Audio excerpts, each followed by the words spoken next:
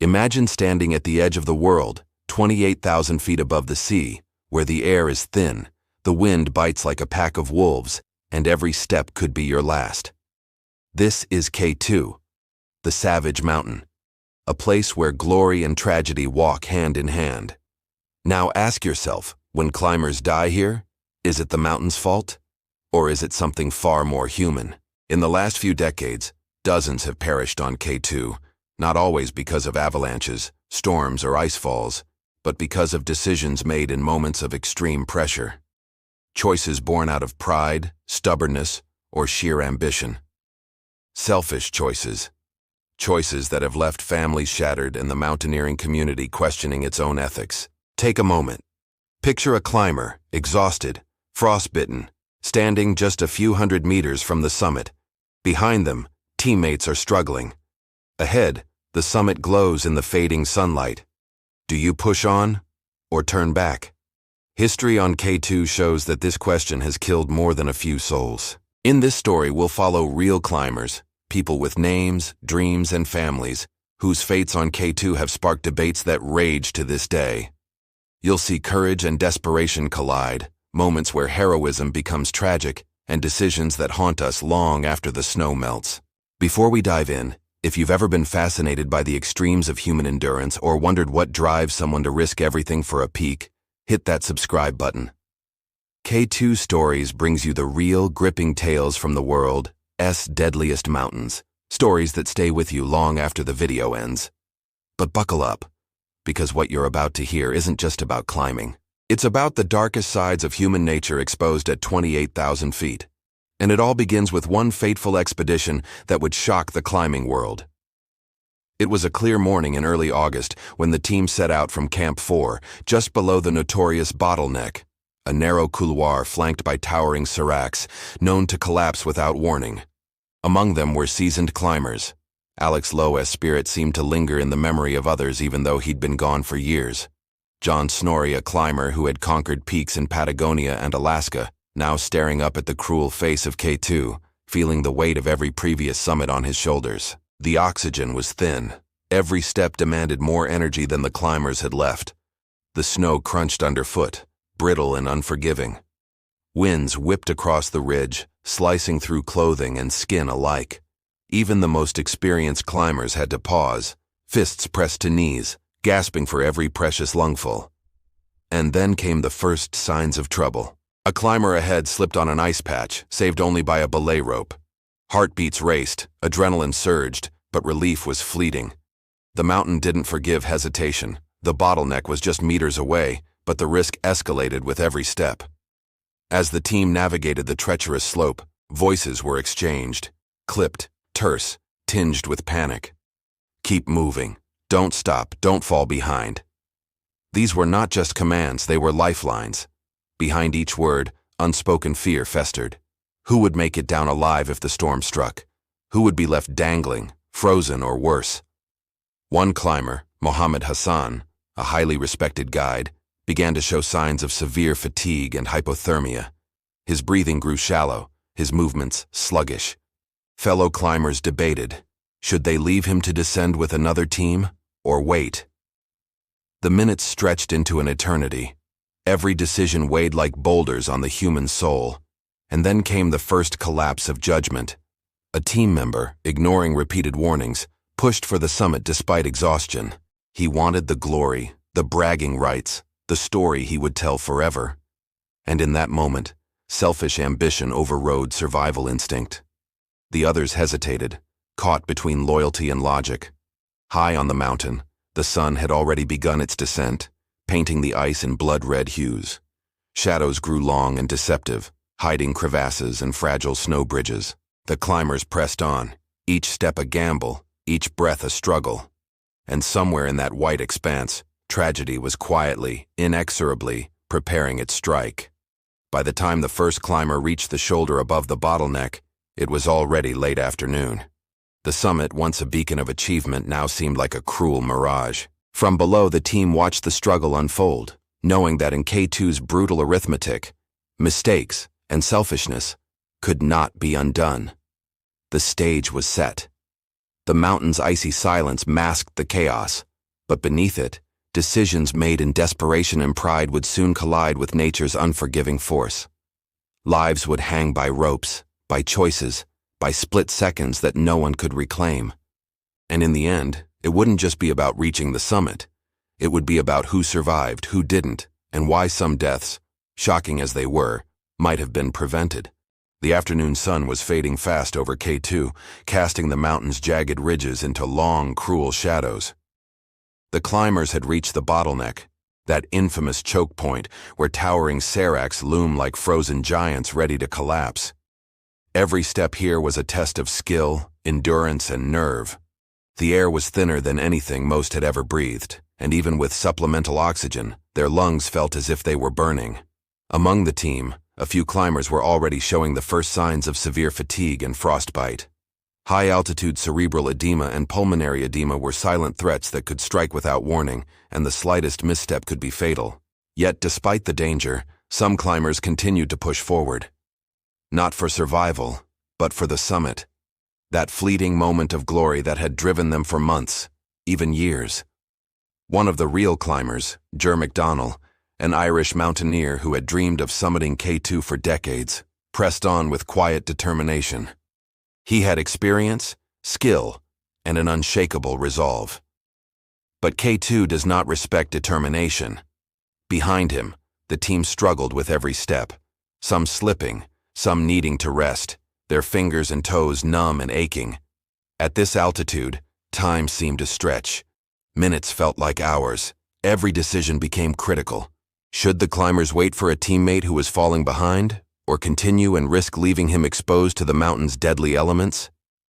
This is the moral dilemma that has haunted K2 expeditions for decades.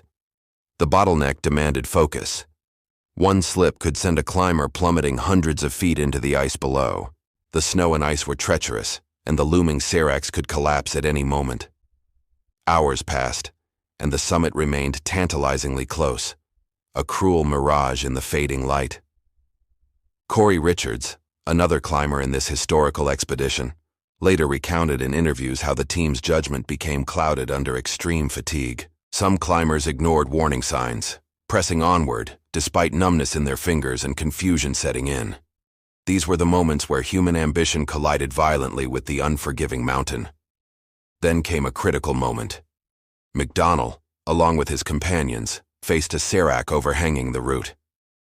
One climber hesitated, aware that ice could give way without notice. Another urged the team onward, unwilling to turn back so close to the summit. As night began to fall, the climbers had reached what should have been a final push to the summit. Yet darkness brought a new threat: disorientation.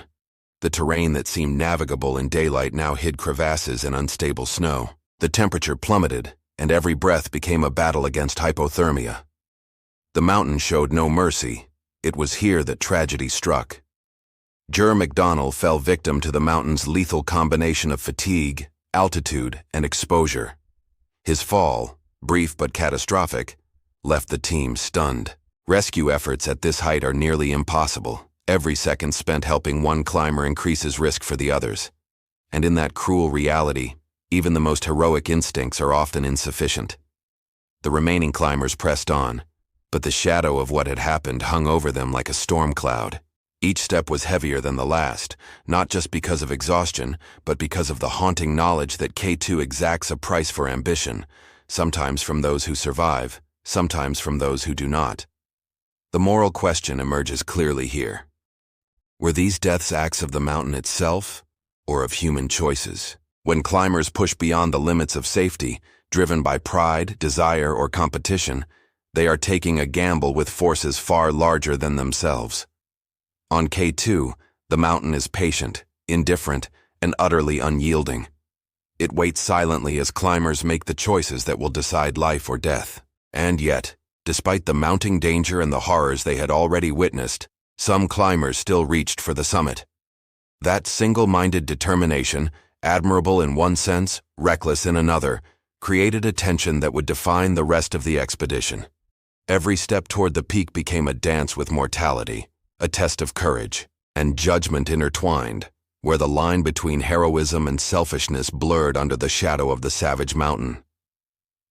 As darkness fully descended, the climbers faced their greatest challenge yet, navigating the final pitch in near-total darkness, in temperatures that could freeze exposed skin within minutes, with minds clouded by exhaustion and fear.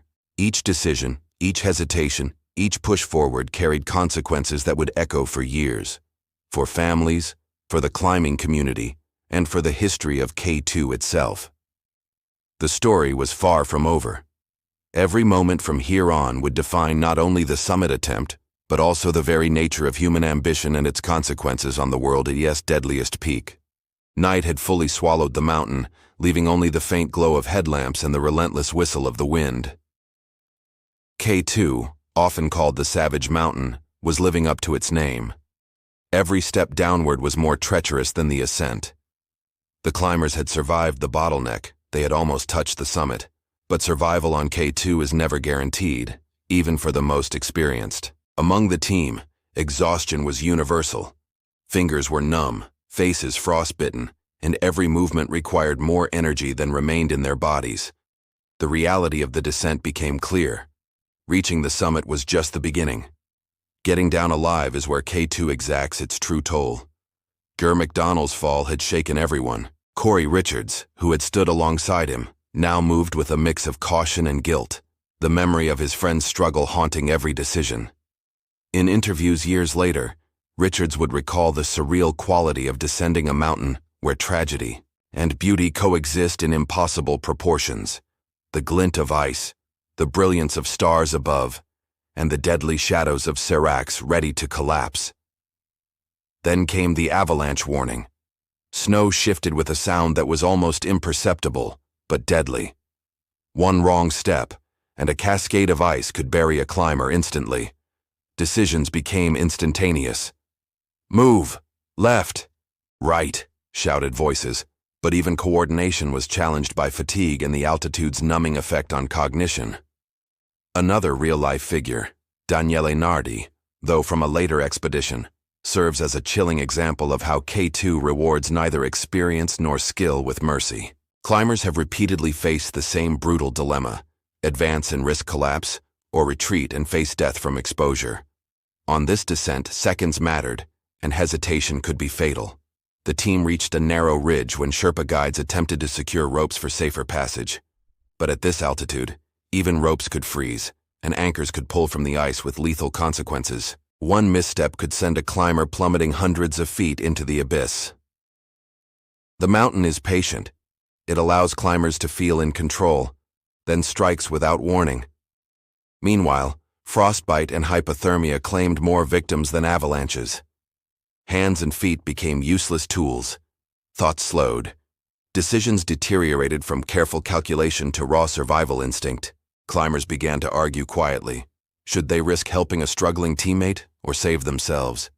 Here, the fine line between selflessness and selfishness becomes horrifyingly thin. By now, the darkness had transformed familiar routes into a labyrinth of death. Climbers were separated by distance, visibility near zero. Every sound, rock shifting, ice cracking, wind gusting, was a potential death sentence. Even seasoned guides found themselves frozen in hesitation, knowing that every move carried life or death consequences. In one of the most tragic sequences in K2 history, Ger McDonnell, despite his experience and determination, succumbed to the altitude, exhaustion, and exposure. The mountain claimed him mercilessly. The news would later shock the climbing world, igniting debates over risk, responsibility, and the ethical dilemmas faced by climbers at extreme altitudes. Meanwhile, Cory Richards and a handful of others pressed on, but the mountain seemed determined to test every ounce of human resilience. Crevasses loomed like gaping jaws, snow bridges threatened to give way, and the wind roared like a predator circling its prey. Climbers had to navigate both the physical dangers and the crushing psychological weight of watching friends and teammates perish. Every decision, from route choice to pacing, became a moral and survival crucible. Do you slow down to help a teammate risking your own life? Do you push forward, chasing the summit, knowing the descent might be your last? K2 has always exposed the rawest elements of human nature. Courage, selfishness, compassion, and ambition all collide in the thin, icy air. By the time dawn approached, The survivors were few, their movements mechanical, driven by the instinct to survive. Yet the mountain's grip remained unyielding. Some climbers who had reached the summit found themselves stranded, unable to descend safely without risking everything. And in this cruel calculus, K2 continues to separate the fortunate from the doomed. The morning light revealed the aftermath: scattered ropes, frozen footprints, and silent witnesses, climbers who had fallen, frozen forever in the icy expanse. These images, haunting yet unavoidable, became the enduring symbols of the savage mountain. K2 is not just a mountain, it is a mirror reflecting the consequences of human ambition under extreme conditions. In the end, the descent transformed into a series of critical split-second decisions, where even a momentary lapse could prove fatal. Lives hung by threads of rope, judgment, and courage. The events of this night would leave scars on survivors' bodies, memories, and souls, proof that K2's toll is never fully measured by fatalities alone. And yet, as harrowing as the descent was, there was still hope. Some climbers would survive, carrying the stories of those who did not. But every survivor would wrestle with the same unanswerable question: could the deaths have been prevented? Or was K2's cruelty combined with human ambition an inevitable tragedy? The morning sun barely penetrated the storm clouds hanging over K2. The mountain, ever indifferent, had already claimed its first victims of the descent, and its fury was far from spent. Survivors trudged downward, each step heavier than the last, every movement a negotiation between willpower and the brutal reality of altitude, exhaustion, and frostbite. Among them was Cory Richards, whose hands were raw from gripping ropes for hours, whose mind was clouded by lack of oxygen. He looked back repeatedly, haunted by the absence of his companions, wondering if the decisions they had made, the choices to push forward or hesitate, had cost lives that might have been saved. Not far below, Pasang Kikuli, a renowned high-altitude Sherpa, worked tirelessly to guide weaker climbers along the icy ridges. His face was a mask of determination and fear. He knew that one mistake from a climber, one slip, could send them all into the abyss. Yet his training, instinct, and courage kept the group moving, step by step, through terrain that would have been deadly even in daylight. But K2 is rarely forgiving. A climber's frozen foot caught in a snowdrift. Another misjudged a rope anchor. Every small error threatened disaster. And in the shadow of the mountain, decisions that would seem trivial at lower altitudes became matters of life and death. The relentless altitude dulled judgment, frayed nerves, and magnified fear into a constant companion.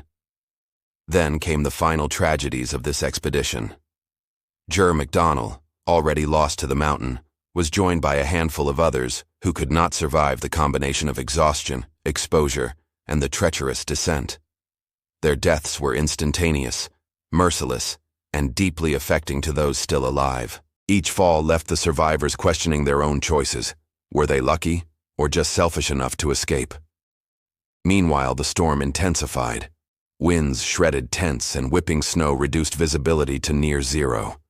Climbers moved blindly along the ridge, tethered to each other and to ropes that seemed fragile under the mountain's wrath.